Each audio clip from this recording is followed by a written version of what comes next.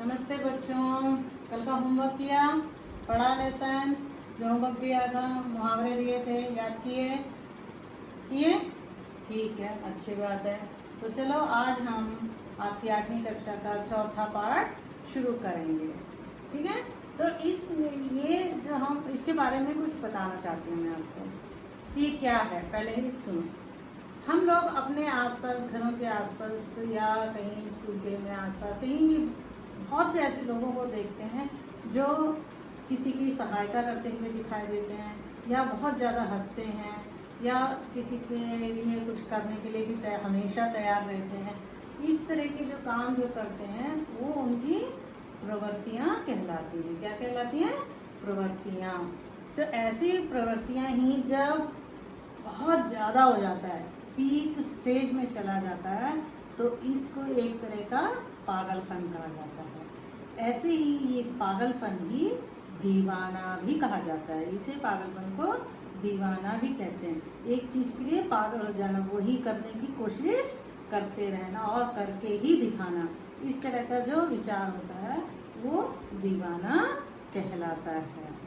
ऐसे ही ये हमारे कुछ ऐसे भी लोग हैं जो किसी के लिए भी मर मिटने के लिए भी तैयार रहते हैं। मालूम है कौन है वो जो मर मिटने के लिए भी तैयार थे हमारे लिए?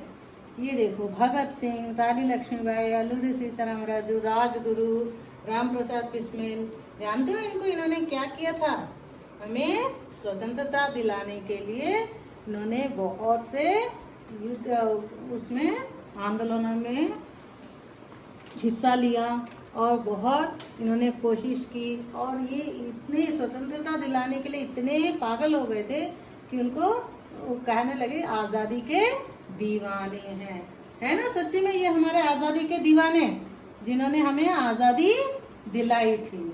तो ऐसे ही ये इस तरह के और भी लोग होते हैं।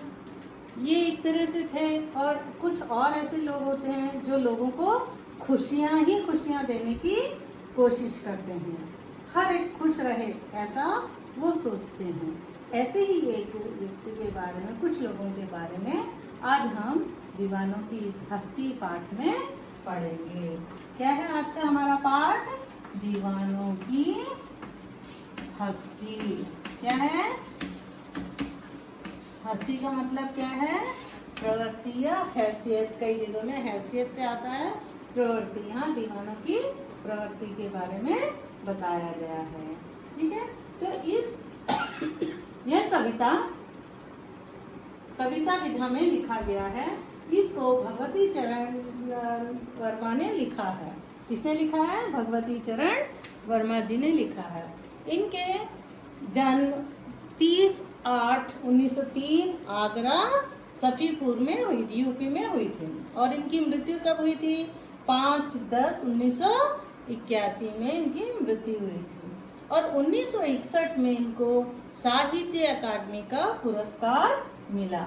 1971 में पद्म भूषण पुरस्कार भी मिला। इन्होंने हमारी दीवानों की हस्ती कविता के साथ साथ ऐसी बहुत सी कविताएं लिखी हैं, और उन्होंने उपन्यास लिखे, कहानियां लिखी और नाटक भी लिखे। और जानते हो बच्चों, इन्होंने सिनेमा में और रेडियो में भी काम किया है। जानते हो ये सब? तो अब पता चला ना, इन्होंने सिनेमा में, रेडियो में भी काम किया। और अब इनके आगे क्या किए, कुछ नॉवेल्स, उपन्यास भी अब पढ़ना आप लोग। ठीक है, तो आज हम दीवानों की हस्ती कविता शुरू करेंगे। अब हम इस कविता का उद्देश्य देखते हैं कि कवि जो है वो क्या बताना चाहते हैं। वो यही बताना चाहते हैं कि हमें सभी लोगों से प्यार से रहना चाहिए, आपस में लोगों को खुशी बांटनी चाहिए। ये क्या कहते हैं कि हमें प्रेम पूर्वक रहना चाहिए। ऐसे ही घूमते रहते हैं मस्त मौला, और लोगों को प्यार बांटते हैं, खुशियाँ बांटते रहते हैं। इनका कहना है कि हम लोगों को कोई भी बात है, अगर हम किसी भी बात में सफल होते हैं या असफल होते हैं, वो उन दोनों का श्रेय हम ही लोगों को जाता है। सफल होने पर हमारी मेहनत आती है, और असफल में भी हमारी ही कोई ना कोई गलती होती है जिसके कारण हम असफल होते हैं, ये किसी को गलत नहीं ठहराते, ये कहते हैं शायद मेरी ही गलती होगी। इस तरह की इंसानियत इनके अंदर होती है, जो ये दिखाते हैं कि हमारे जीवन में ऐसे कुछ भी आ सकता है, पर उसके सबके जिम्मेदार हम ही लोग हैं। और ये चाहते हैं कि हर जगह खुशी का वातावरण रहे, और ये घूमते घामते मस्त मौला की तरह घूमते हुए खुशियाँ देते रहते हैं। ठीक है, ऐसे ही अब हम ये कविता पढ़ेंगे। सुन देखो, हम दीवानों की क्या हस्ती है आज यहाँ कल वहाँ चले, मस्ती का आलम साथ चला, हम धूल उड़ाते जहाँ चले, आए बनकर उल्लास अभी, आंसू बनकर वह चले अभी, सब कहते ही रह गए अरे तुम कैसे आए कहाँ चले। अब इसका एक संगीत रूप में आपको दिखाती हूँ, सुनना कैसा लगता है बताना। अच्छा लगेगा आप लोगों को संगीत भी, ये कविता जो है संगीत के रूप में है, सुनिए।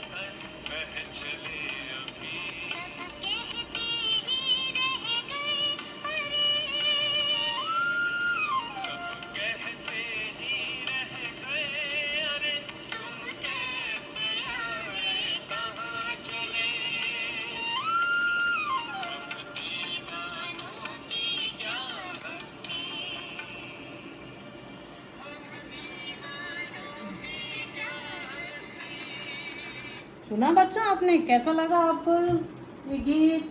अच्छा था ना? बाकी के जो पैराग्राफ है हम बाद में सुनेंगे, पहले इनके बारे में सुन लीजिए। हाँ बच्चों, सुना ना गाना? अच्छा लगा ना? अब एक बार हम और कविता पढ़ लेते हैं। हम दीवानों की क्या हस्ती है आज यहाँ कल वहाँ चले, मस्ती का आलम साथ चला, हम धूल उड़ाते जहाँ चले। क्या कह रहे हैं कवि यहाँ पर? अपनी मस्ती में रहने वाले, मस्ती में का मतलब क्या है? अपनी मर्जी से इधर उधर घूमने खुशियां मनाते रहने वाले लोग। तो ऐसा करते हुए कहते हैं कि क्या हस्ती है, हमारी क्या हैसियत है। हस्ती का मतलब है यहाँ पर जो व्यक्ति आता है और हैसियत भी आता है। तो इस तरह कहते हैं क्या हस्ती है हमारी, हम लोग तो आज यहाँ हैं, कल कहीं और चले जाएंगे, हम एक जगह रुकने वाले व्यक्ति तो हैं नहीं, हम खुशियाँ बांटते हुए आगे निकलते जाएंगे। तो कहते हैं कि मस्ती का आलम, आलम मतलब क्या है? दुनिया। आलम का मतलब क्या है? दुनिया। तो कहते हैं मस्ती का आलम, खुशियों का आलम जो है, खुशियों की जो दुनिया है, सारी जगह जहाँ मैं जाऊँगा वहाँ खुशियाँ ही खुशियाँ बिखरेते चले जाऊँगा, दिखाते हुए छोड़ते हुए जाऊँगा, जिससे कि सब लोग खुश रहें। यही मैं चाहता हूँ, जहाँ भी मैं होऊंगा और वहां पे खुशियों की धूल उड़ाता हुआ जाऊंगा। धूल का मतलब जानते हो ना, बहुत ही हल्की सी मट्टी। क्या है धूल? मिट्टी। तो ये इस तरह से कहते हैं कि हम लोग जहाँ भी जाते हैं, हम जैसे मस्ती मौला लोग जो हैं, कहीं एक जगह नहीं रुकते हैं। हम लोग जाते चले जाते हैं, वहाँ जहाँ भी हम जाते हैं खुशियाँ बिखेरते हुए जाते हैं। और हमारे आसपास की जो सारी दुनिया है वहाँ पर भी खुशियाँ ही उड़ती हैं। हम धूल को, खुशियों को धूल की तरह उड़ाते हुए, सबको देते हुए निकलते जाते हैं। समझ में आए? दूसरा देखिए, आए बनकर उल्लास अभी, आंसू बनकर वह चले अभी, सब कहते ही रह गए, अरे तुम कैसे आए, कहाँ चले। तो कहते हैं कि हम लोग ऐसे हैं कि आते हैं आए बनकर उल्लास। उल्लास का मतलब क्या है? खुशी। क्या है उल्लास का मतलब? खुशी। कहते हैं जहां मैं जाता हूँ वहां पर खुशियां ही खुशियां रहती हैं। जो भी होता है, किसी के घर भी जाऊं, कहीं पर भी जाऊं, बहुत ही खुशियां मिलती हैं उन लोगों को। वो लोग बहुत खुश होते हैं। आंसू बनकर क्या होता है? वह चले अभी।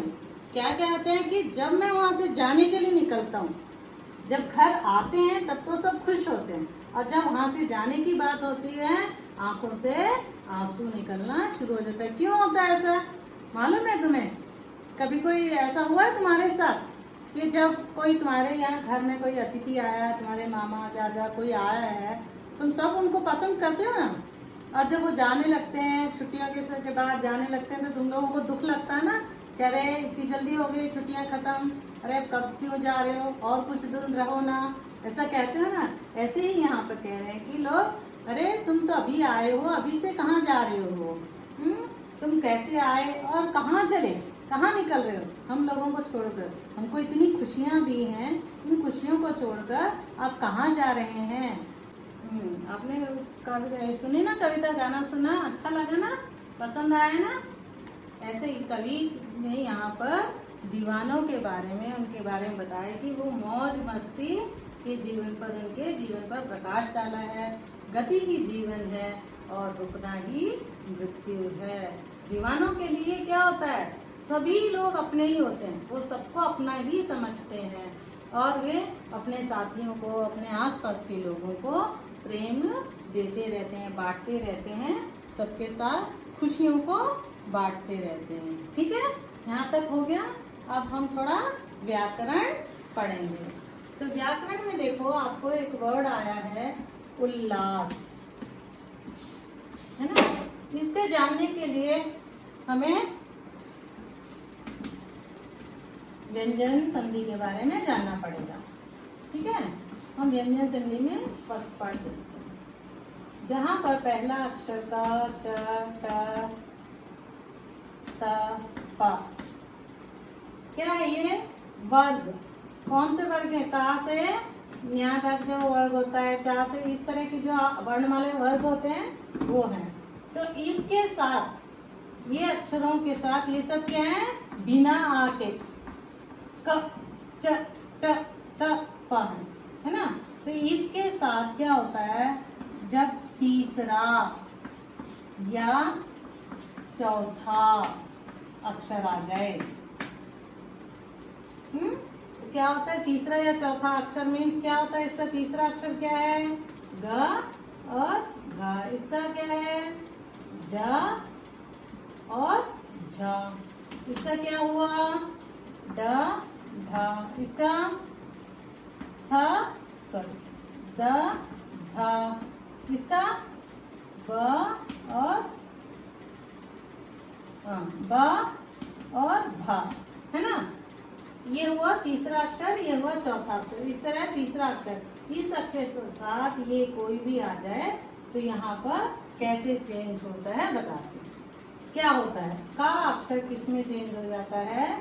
फर्स्ट वाले में, ग में।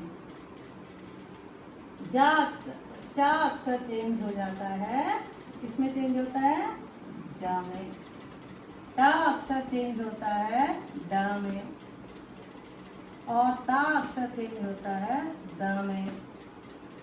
ये है ना जो अक्षर। इसके बाद पा, पा किस में चेंज हो जाता है? बा या भा, जो भी जिसमें भी आता है उसके हिसाब से चेंज हो जाता है। जो अगर एक अक्षर आया था उसके हिसाब से ये भा में या बा में चेंज हो जाता है। ठीक है, यहाँ पे पा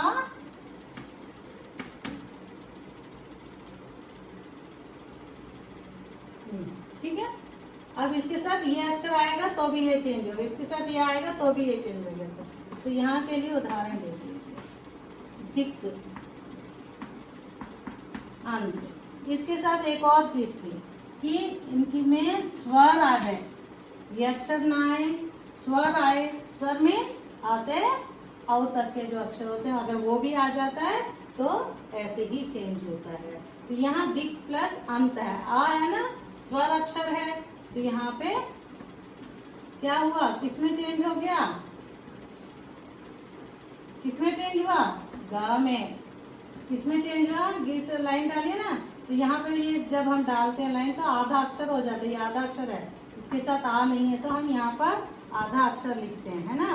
तो ये कैसे में चेंज हो गया? इसके साथ गा में चेंज हो गया, और जो इसका था ये जो आ था ये लग गया, और इसका दिगंत। ऐसे ही सत, सत प्लस आचरण। क्या हुआ? सत प्लस आचरण, ता और आ मिलकर क्या हो गया?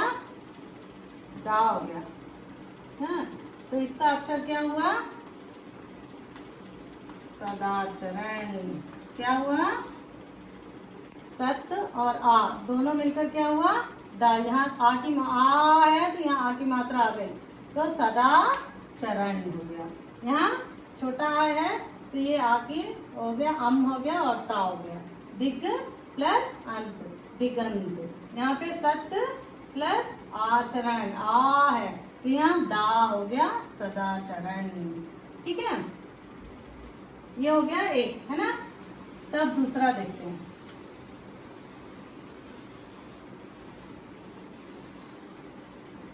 यहाँ पर अब इन्हीं अक्षरों के साथ क्या लगेगा?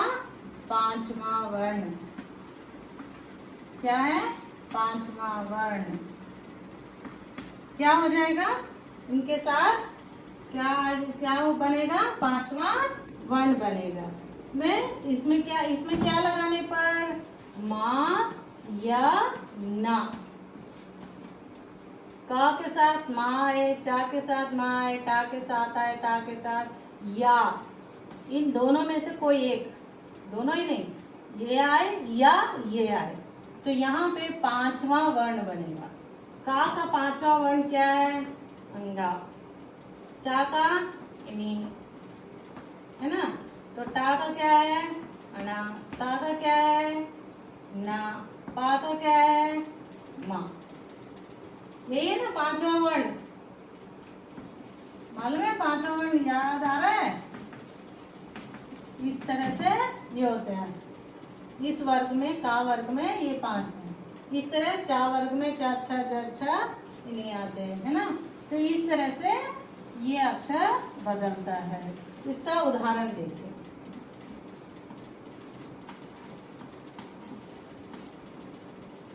वाक प्लस मैं। का के साथ क्या आया है? माँ अक्षर, यहाँ पर क्या आ गया? माँ। ये का अक्षर है, का लेटर है, इसके साथ माँ आया, तो किसमें चेंज हो जाएगा? फर्स्ट का न्या में। तो यहाँ पर क्या हो गया? वांग्मय। क्या हुआ? वांग्मय। क्या हुआ? वांग्मय। ऐसे ही षटमुख, षट प्लस मुख। क्या हुआ? ता। ता का अना अक्षर, पांचवा अक्षर। ता के साथ पांचवा अक्षर के प्लेस में क्या आ गया? अना। पूरा नहीं आता ना, हाफ आता है तो ना मुख, षणमुख। क्या आया? षणमुख। कटे दा अणा, अणा पूरा नहीं आता, यहाँ पे सारे हलंत लग के आते हैं बिना अक्षर, तो आधे अक्षर आते हैं। तो यहाँ पर चा अणा मुख, जो मुख है। ता किसमें चेंज हो गया? ता के बाद माँ अक्षर आया तो इसमें अणा में चेंज हो गया, इस तरह वो बदल गया। समझ में आया ये वाला? तो तीसरा, अब तीसरा, ये सब तीसरा वाला क्या है? ता का एक और नियम क्या है? पहले हमने चा छा पढ़ा था ना, अब यहाँ पर जा और झा। अगर इनमें से कोई भी अक्षर हो तो यहाँ पर जा इस तरीके से होता है और वर्ड में इस तरह से लिखा जाता है। यहाँ पर देखो, सत प्लस जन क्या है? सत, ता है ना, तो ये जा और ये जा मिलकर क्या हो गया? ता किसमें बदल गया? जा में, और जो नेक्स्ट जा है वो आ में, तो क्या हो गया? सत प्लस जन, सज्जन। समझ में आया? ता के साथ जा होगा तो जा इसी तरह जा बदलेगा, ता के साथ झा होगा तो भाई यही जा आएगा। तो इस तरह से सत प्लस जन सज्जन हो गया। ठीक है, अब नेक्स्ट इसमें फोर्थ वन क्या है? वो भी ता का रूल ही है। यहाँ पर टा और ठा, ता के साथ टा या ठा कोई भी आए तो किस में बदलता है? ता के आधे रूप में। जैसे यहाँ जा हुआ ना, ऐसे यहाँ पे ता का रूप बदल गया टा में। ठीक है, तो यहाँ पे क्या होगा? तट प्लस टीका, टीका किसमें चेंज होगा? यहाँ पर टा, ये वाला टा, सॉरी ये ता, ये वाला ता किसमें चेंज हो गया? ता, ये वाला ता आ गया और ये टीका जो है तट्टिका, तट्टिका क्या हो गया? तट्टिका। ठीक है, ता के साथ टा आए तो भी टा हो जाता है और ता के साथ ठा आए भी तो भी टा हो जाता है। ठीक है, अब पांचवा रूल, पांचवा रूल क्या है? अभी टा ठा पढ़ा ना हमने, उसके बाद क्या है? डा। टा ठा के बाद क्या आता है? ड ढा, है ना, तो ये किसमें बदल जाता है? ढा में। ड ढा, ता के साथ डा आए तो ये हो जाता है। इसमें देखो उत प्लस डयन, ता के साथ कौन सा अक्षर आ गया? डा, तो ये कौन सा हो गया? हाफ हो गया। उ तना था हाफ, ड, उसके बाद ड य लन, उड्डयन। क्या हुआ? उड्डयन। ठीक है, उसके बाद सिक्स्थ वन है ता के साथ ला का, ला। यहाँ पर ला ऐसे हो जाता है, मतलब शब्द में इस तरीके से लिखा जाता है, उत प्लस लीन। क्या हुआ? सॉरी, उत्तर, तत्, तत् प्लस लीन, ये ला हो गया, आधा ला, तल्लीन। तत् प्लस लीन, तल्लीन। क्या हुआ? ता, यहाँ का ता ला है, उसके साथ यहाँ पर तो आधा ला हो गया, ला की मात्रा आगे में उसके साथ अक्षर चला गया और यहाँ पर आधा ला आ गया, तल्लीन। अब हमारे जो पाठ में आया था कौन सा वर्ड था? उल्लास।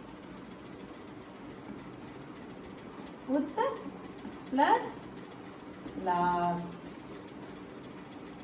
क्या होगा? उत प्लस ला, मालूम है ना, ता के साथ ला आता है तो क्या हो जाता है?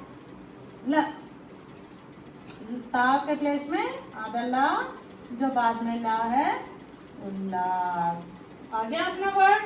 जो हमारे पाठ में आया था, उत प्लस लास उल्लास। करेक्ट है? आ गया? नेक्स्ट एक और देखेंगे, ता के साथ ही एक और वर्ड आता है। यहाँ पर यह होता है हा वर्ड आता है, हा लेटर 6 ता के साथ अगर हा आता है तो क्या होता है? ता के बाद अगर हा आता है तो ता अक्षर, जो ये वाला अक्षर है, ये चेंज हो जाता है दा में, और हा वाला धा में। समझे? ये जो यहाँ पे पहले हमने क्या किया था, उत प्लस ला में हमने सिर्फ एक ही को चेंज किया था, सिर्फ इसको चेंज किया था, इसके प्लेस में ला लिखा था। पर यहाँ पर क्या हो रहा है, हा आने पर ता चेंज हो रहा है, हा चेंज हो रहा है। तो उसके लिए क्या है, देखो, उत प्लस हार, ता किसमें चेंज हो गया, दा में हो गया। हा किसमें चेंज हो गया, धा में, उद्धार। आया समझ में? ता दा में चेंज हुआ, हा जो था वो धा में चेंज हुआ, तो उत प्लस हार उद्धार। समझ में आएगा? एक और वर्ड देख लें, उत प्लस रुत, हुरुत, रू है ये बीच में, तो अब क्या होगा, वो ता किसमें चेंज होगा, दा में, हा किसमें चेंज होगा, धा में। तो यहाँ जो रू है, रू की मात्रा तो लगानी है, उद्रुत। ठीक है? उत प्लस रुत, ता दा में चेंज हुआ, हा धा में चेंज हुआ, रू की जो मात्रा है री की, वो री की मात्रा ही रहेगी, उद्धृत। ठीक है? समझ में आ गया? ये छठा रूल था जो ता के साथ हुआ था। अब आया 7वां रूल। क्या है 7वां रूल? ता के बाद शा हो तो। अभी तक हमने चा, ता का, चा, छा, टा, टा ये सब देखे ना। ता के साथ शा हो तो क्या होता है? यहाँ पर भी दोनों अक्षर चेंज होते हैं। ता किसमें बदल जाता है? च में बदल जाता है, और शा बदल जाता है छा में। ठीक है? किसमें बदल जाता है? ता शा, ता और शा अगर अक्षर आता है दो पास पास, तो ता जो पहला अक्षर होता है च में बदलता है, शा अक्षर छ में बदलता है। ठीक है? इसके लिए देखो उदाहरण देखो, सत्य प्लस शास्त्र क्या आएगा? सा, ता किसमें चेंज किया?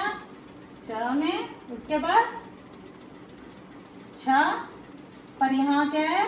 आ की मात्रा है ना, उसका आ की मात्रा त्र, आ की मात्रा और सत्र, क्या हो गया? सच्छास्त्र। क्या हुआ? सच्छास्त्र। एक और वर्ड देखो, उत प्लस श्वास। क्या है? उत प्लस श्वास। ताया वाला इसमें चेंज हुआ, चा में। ठीक है? यहाँ पे शा कैसा है? मात्रा ये शा आधा आशा ही है, तो यहाँ पे क्या हुआ? छा में चेंज हुआ, हुआ कि नहीं? इसके बाद वा, इसके बाद सा, क्या हुआ? उच्छ्वास। क्या हुआ? उच्छ्वास। उत प्लस श्वास, उच्छ्वास।